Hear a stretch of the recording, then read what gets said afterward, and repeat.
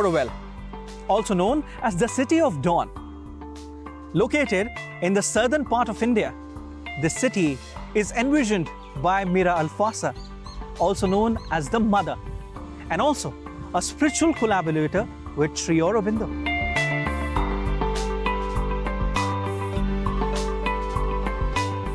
People from around 60 plus countries stay here. They leave aside creed, caste, politics, and stay here with just one motive: to spread peace and live with harmony, to help each other. In fact, peace, unity, and harmony are not just words here. They are part of everyday life. Everything here is so symbolic, as if someone quietly is guiding it all. This is a place where human spirit meets with the divine. Around 2,500 people from over 59 countries call this slow, calm, and serene township home. But Auroville is more than just a city. It's a dream.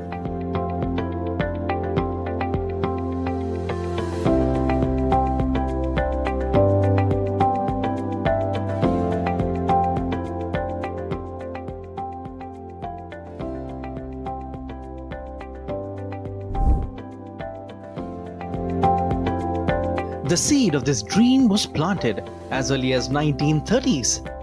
A vision of a place beyond the boundaries of caste, creed, politics, and religion. It was a collective aspiration of Mira Alfasa, lovingly known as the Mother, a French-Indian spiritual collaborator of Sri Aurobindo, the Indian nationalist and philosopher. Together, they imagined a city rooted in human unity, spiritual progress, and sustainability. That vision took a defining step in 1968, when it began to manifest into reality. Representatives from 124 nations, including all Indian states, gathered in this very space to mark the inauguration of Auroville. A new journey had begun, one that continues to evolve to this day. Everyone is born with a purpose in life: to help one another, to act with kindness, and to know oneself. At the heart of this township stands Matri Mandir, which gives strength and direction to these ideals. For many, their path to spiritualism starts right here. Designed by French architect Roger Anger, Matri Mandir is more than just a beautiful structure, and often invites curiosity. People often come and ask, what's inside this beautiful golden sphere? At the geographical and spiritual heart of Auroville stands the Matri Mandir, a structure of breathtaking beauty and symbolic depth. Conceived by the Mother, it is not a temple in the religious sense, but a place for silent concentration and reflection. The Matri Mandir is the soul of Auroville. Auroville is the international city where people of more than 55 countries live here. And Auroville is the symbol that will take the power to the world, and Matri Mandir is the soul of Auroville. With its golden sphere surrounded by 12 petals, the Matri Mandir is often referred to as the soul of the city. Mother has given each name. There is the Matri Mandir, where inside the biggest crystal of the world is placed there, and there are 12 pillars which don't touch the ceiling. And those pillars are the symbols of 12 aspects of the Mother. For Aurovillians, it is a space to connect with the inner self, a symbol of the universal consciousness that Auroville strives to nurture.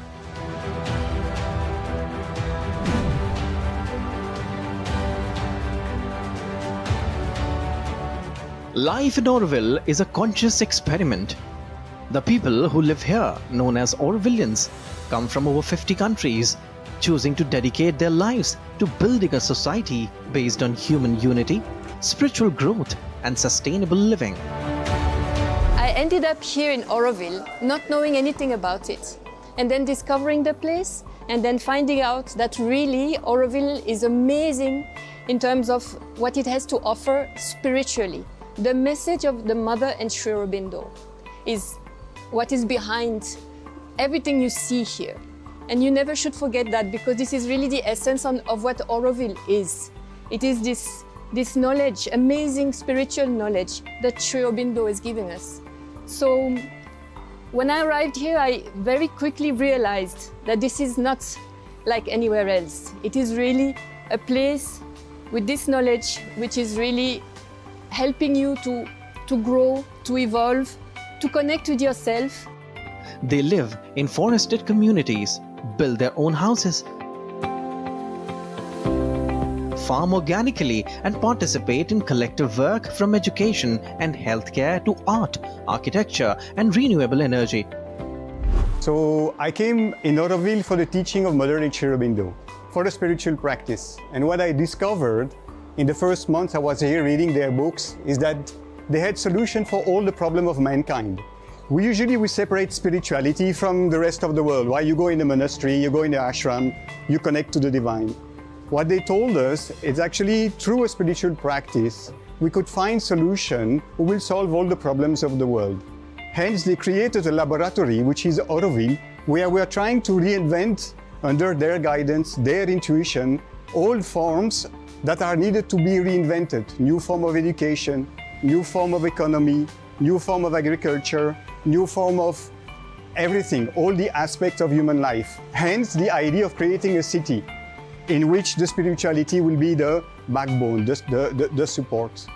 And then what I found interesting is that we are all saying around the world that to solve the problems of the world, what we need to do is to change consciousness, right? It is a life free from ownership, profit, and competition, driven instead by purpose and collaboration.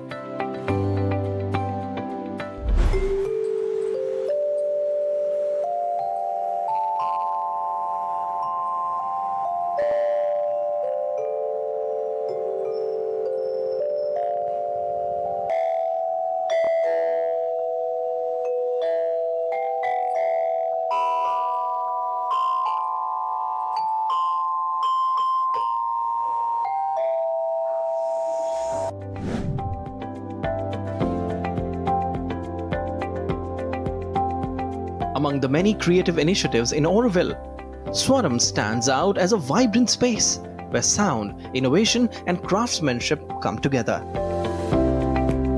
Founded by a team of Aurovillians, Swaram is not just a musical instrument workshop. Two sides, spread your fingers, just give a bit of pressure and rub it in opposite direction slowly.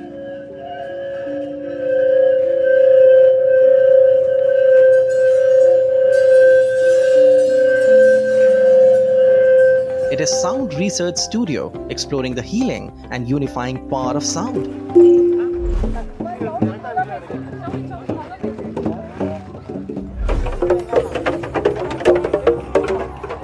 So actually there is two holes on the back side. So just we can screw it on the door like this, front or back doesn't matter. Just we can close the door like this, screw it and then open and close. We are getting a nice welcoming sound. Someone is pulling or pushing. We are getting a nice welcoming sound for the welcoming pleasant sounds will create. Okay. This one is called a stomp sound. It's a PVC which is bring natural sounds like storm.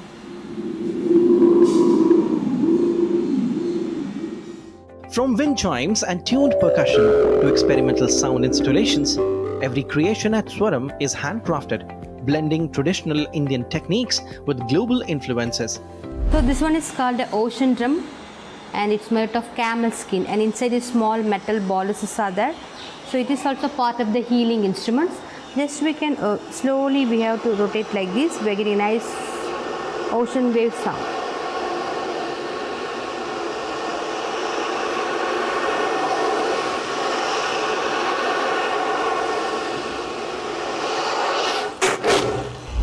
It also empowers youth from nearby villages by offering training, employment, and a space for artistic growth.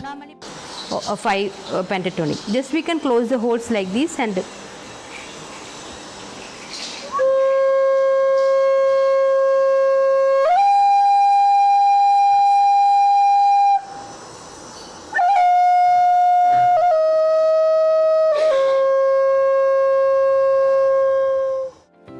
In the philosophy of Auroville, Swaram is more than a workplace. It's a bridge between cultures, creativity and consciousness.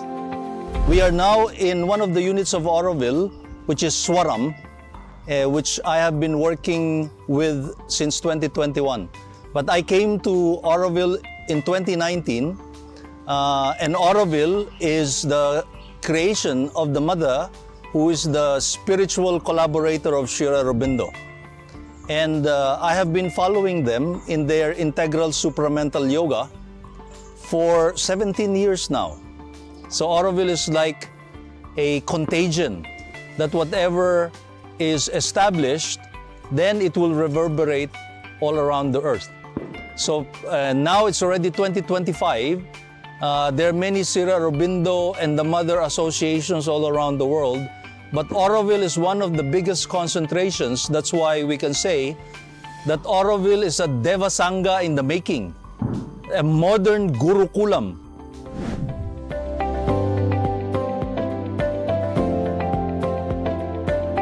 Auroville operates on a unique economic model. There is no private property or traditional salary system. Instead, residents contribute to the community and receive a monthly maintenance to cover basic needs.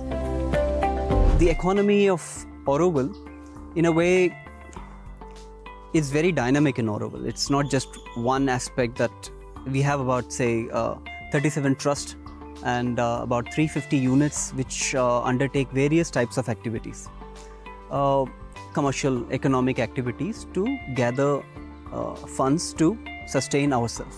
Ourselves as in to create the place, the city, and also to sustain the residents, to give the civic services, to take care of education, so on and so forth. The Auroville economy is supported by units and commercial activities, from organic farming to handicrafts to technology services and tourism. Profits go back into the community fund, helping Auroville sustain itself while remaining aligned with its founding ideals. This did not start as any kind of planned and then creating it's not like 5-year economic plan and then doing it. It's all very organic. It all started in 1968, as you know, when Auroville inaugurated. So the need was the first thing that, we need to support ourselves. So that's how it started. Somebody started say an incense unit, or somebody started, the requirement was for having water to be taken care of. So we had initially the windmills and so on and so forth.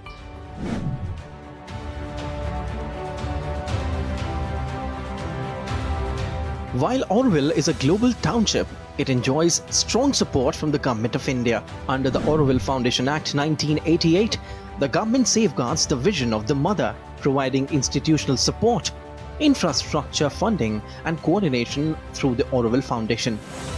Government of India has been of immense help and support. We come under the Ministry of Education and they've given immense support. We have a very supportive governing board in terms of funding, in terms of resources, in terms of the Act, rules, regulations, and all the wherewithal to take this forward. Of course, it is also being done with a lot of donations and support from various well-wishers, stakeholders, and willing servitors of divine consciousness, as the mother said, from all across India and the world.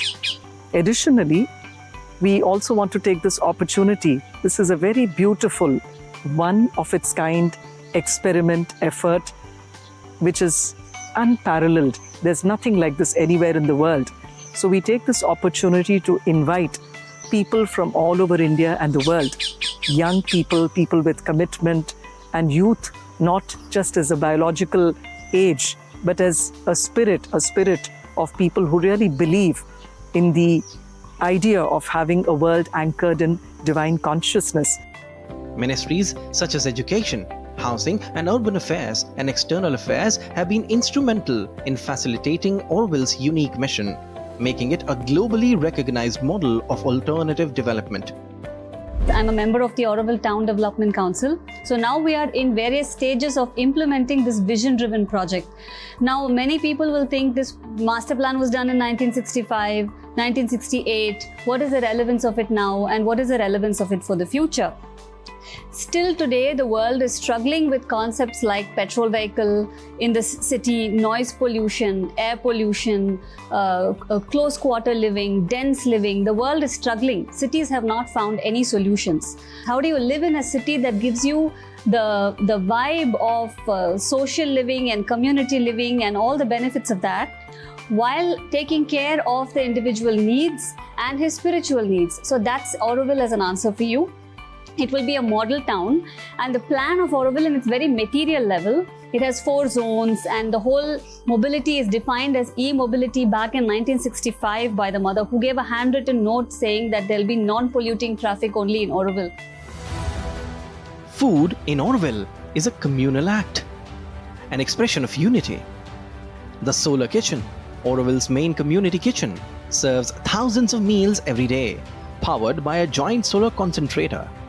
Here, nourishment is shared without cost or hierarchy, only contribution. Nestled within the international township of Auroville, the Sri Aurobindo International Institute of Educational Research, or Sire, stands as a living experiment in transformative learning. Founded in the spirit of the mother and Sri Aurobindo's vision of integral education, Sire is not just an institute. It is a growing field of inquiry into the future of education, human consciousness, and harmonious living. As all places in Auroville, this is also a space of growth. So it's a place of personal growth, and our values are responsibility, equality, and the courage to create. And based on those values, we are a group that work more on technology. So technology and STEM education, these are the 2 areas of our focus. So most of the youth here are from the villages around Auroville, and my background is in technology. I studied at IIT Madras, I did my PhD at Columbia University, and I designed over 1 billion chips before I came to Auroville. And in Auroville, we look at how can we serve the society in whatever way it is needed, not based on my mindset, but based on what is actually needed. And what was needed was employment.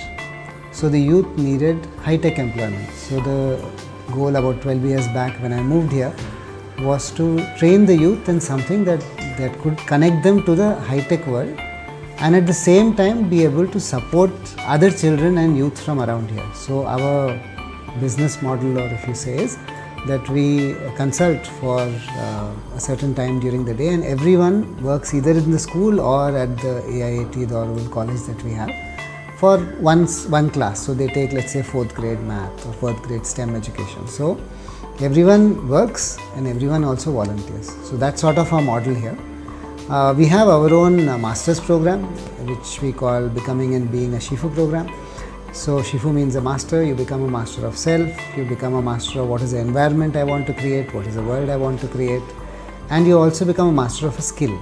So the skills we have here are chip design and layout. So we do both the layout of the chips here, which gets of course fabricated after that. We also do the testing of the chip at a top level. So for example, the AMS simulations. So once we run the simulations and everything looks good, we can say the chip can go out for fabrication. And the goal is that everyone should grow, everyone should be able to support themselves, but also support others, other children. So many of these youth are able to teach and support children from the schools they studied in. So that really adds value to saying, from where I have come from, I am able to give back. And it's not just giving back money, it's the interconnection of the interrelated world. We have become from dependent, very independent, little bit aping the West. And independence is actually the problem. Everybody is thinking only for themselves. But the reality is life is interdependent. And how can we realize this interdependence? By what we do every day, not by a philosophical thought, but actually in action and practice. I am practicing interdependence.